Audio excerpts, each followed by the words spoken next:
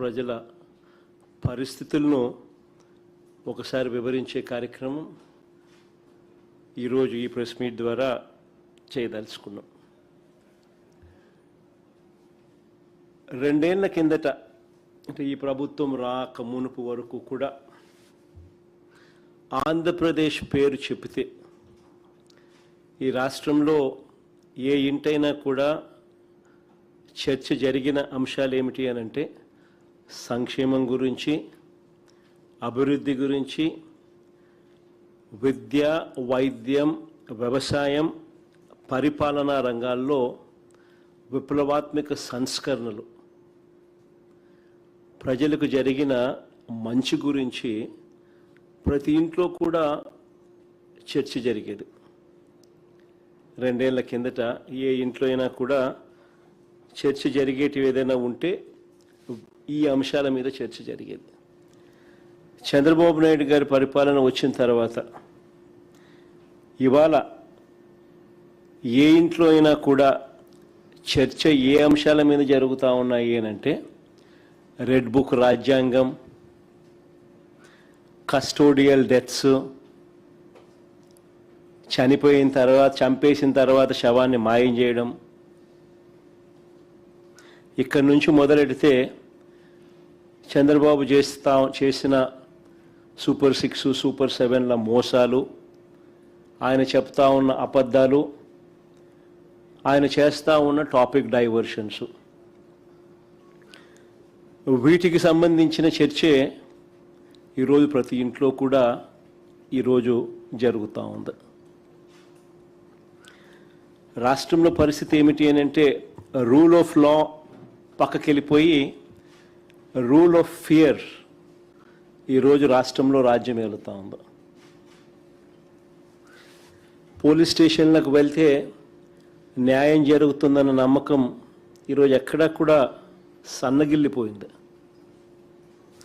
ఈరోజు రాష్ట్ర ప్రజల పరిస్థితి ఏమిటి అని అంటే పోలీస్ స్టేషన్లకు పోవాలంటే భయపడే పరిస్థితిలోకి ఈరోజు రాష్ట్ర ప్రజలు వచ్చిన పరిస్థితులు ఈరోజు రాష్ట్రంలో కనిపిస్తూ ఉన్నాయి. ఒకసారి గమనిస్తే ఇవన్నీ కూడా యాదృచ్ఛికంగా జరిగినవి కావు. ఈ పరిస్థితి ఈ మాదిరిగా తయారైంది. ఈ మాదిరిగా పరిస్థితి తయారు కావడానికి కారణం ఏమిటి అని అంటే చంద్రబాబు గారు తాను చేస్తూ ఉన్న దోపిడీని, అవినీతిని, దుర్మార్గపు పరిపాలనను, తాను మోసం చేసిన సూపర్ 6లు, సూపర్ 7ల ద్వారా మోసం చేసిన, తాను ఎన్నికలప్పుడు ఇచ్చిన బాండ్లు,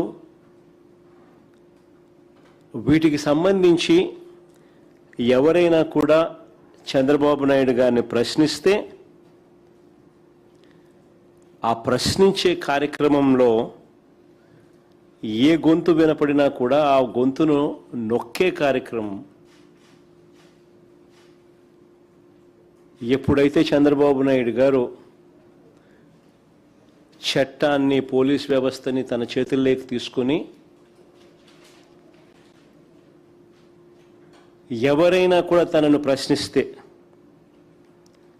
ప్రతిపక్ష పార్టీ కావచ్చు, సోషల్ మీడియా యాక్టివిస్టులు కావచ్చు, ప్రశ్నించే జర్నలిస్టులు కావచ్చు, లేకపోతే రాష్ట్రంలో ఎవరైనా సరే తనను ప్రశ్నిస్తే చాలు వాళ్ళందరినీ కూడా అణిచివేసే కార్యక్రమంలో చంద్రబాబు నాయుడు గారు చట్టాన్ని, పోలీస్ వ్యవస్థను తాను వెపనైజ్ చేసినాడు.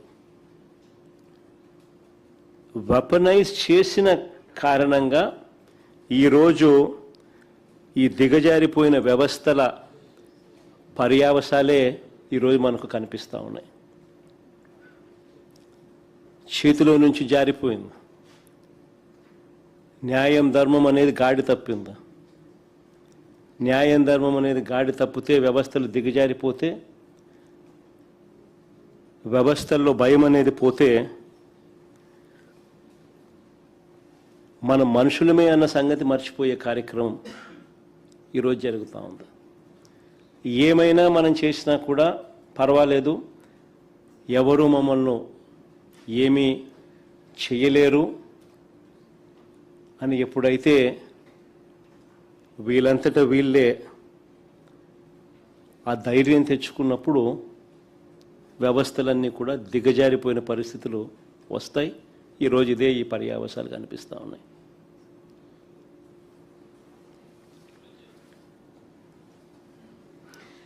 విజయవాడలో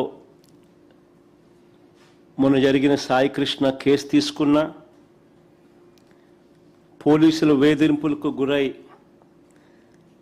క్రాంతి కుమార్ అనే అబ్బాయి ఏకంగా వీడియో చేసి మరణ వాంగ్మూలం ఇచ్చి ఆత్మహత్య చేసుకున్న ఘటన అయినా సరే, కర్నూలు జిల్లాలో లాకప్ డెత్కు గురైన దళిత మహిళ గంగమ్మ కేసు తీసుకున్న, తెనాలిలో తిరుపతమ్మ కేసు తీసుకున్న, శ్రీకాకుళంలో సంతకవిటికి చెందిన కళావతి కేసు తీసుకున్న, రాష్ట్రంలో నెలకొని ఉన్న భయానక వాతావరణానికి ఇవన్నీ కూడా అద్దం పడతాయి. దిగజారిపోయి ఉన్న చట్టం, పోలీస్ వ్యవస్థకి ఇవన్నీ కూడా అద్దం పడతాయి. కస్టడీలోకి తీసుకొని ఒక మనిషిని దారుణంగా కొట్టి చంపి కుట్రపూరితంగా సీసీ ఫుటేజ్లను సైతం మాయం చేసి చివరికి శవం కూడా కనపడకుండా మాయం చేసి ఆ శవం ఎక్కడుందో, ఏం చేశారో, ఏమైందో కనీసం కుటుంబ సభ్యులకు బూడిద కూడా ఇవ్వని అత్యంత అమానవీయ పాశవిక ఘటన జరిగి, ఈ ఘటన కూడా ఎక్కడ జరిగింది? So called state head quarters. అంటే చంద్రబాబు నాయుడు గారి ఇంటికి ఆమడ దూరంలో.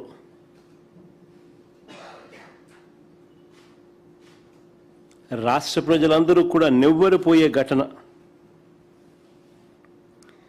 ఇవి ఒక్కొక్కటిగా కూడా బయటికి వస్తూ ఉంటే ఆంధ్రప్రదేశ్లో ఇలాంటివి జరగడం ఏమిటి అని చెప్పి చంద్రబాబు నాయుడు గారిని ఎవరూ కూడా నిలదీయకూడదట.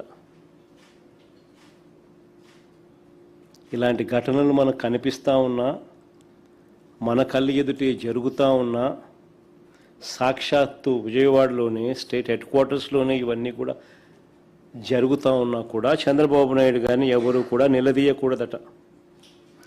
వీటి గురించి ప్రశ్నిస్తే, వీటి గురించి నిలదీస్తే వెంటనే వాళ్ళ దగ్గర నుంచి వచ్చే మాటలు ఏమిటి? క్రిమినల్స్కు మద్దతు ఇస్తారా అంటూ తాను ఎదురుదాడి చేయడమే కాకుండా తనకు తానా తందానా అనే ఎల్లో మీడియాతో కూడా ఇదే మాదిరిగానే రాతలు రాయి చేస్తారు. Character assassination. జరిగిన ఘటనలో అమానవీయంగా ఒక వ్యక్తిని పోలీస్ కస్టడీలో తీసుకోవడం, కొట్టడం, చంపడం, కుట్రపూరితంగా సీసీ ఫుటేజ్ను మాయం చేయడం, చివరికి శవం కూడా మాయం చేసిన పరిస్థితి. చివరికి ఆ తల్లికి కనీసం బూడిద కూడా ఇవ్వని అత్యంత అమానవీయ పరిస్థితుల మధ్య. దాని గురించి ఎవరు మాట్లాడరు. The so called yellow media. తానా తందానా అని చంద్రబాబు నాయుడుకు భజన చేస్తూ ఉన్న వీళ్ళు మాట్లాడే మాటలు ఏమిటి? రౌడీ షీటర్కు మీరు సపోర్ట్ చేస్తారా అని ఇలాంటి మాటలు. నిజంగా ఈ టాపిక్ కూడా డైవర్ట్ చేయడానికి, ఆశ్చర్యకరంగా ఈ టాపిక్ డైవర్ట్ చేయడానికి చంద్రబాబు నాయుడు గారి పార్ట్నర్ కూడా, ఆయన కూడా ఒక సైడ్ క్యారెక్టర్ మాదిరిగానే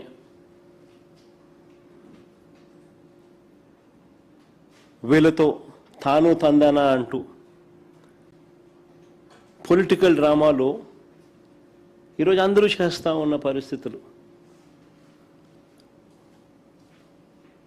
నేను చంద్రబాబు నాయుడు గారిని, ఆయన పార్ట్నర్ గారిని ఇద్దరిని సూటిగా ప్రశ్నిస్తూ ఉన్నా. ఈ రాష్ట్రంలో చట్టం న్యాయం లేదని,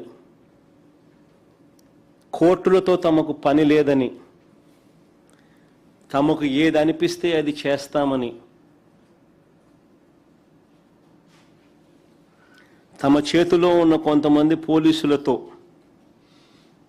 తామే శిక్షలు వేస్తామని, దొంగ కేసులు పెడతామని, చంపుతామని, బూడిద కూడా ఇవ్వమని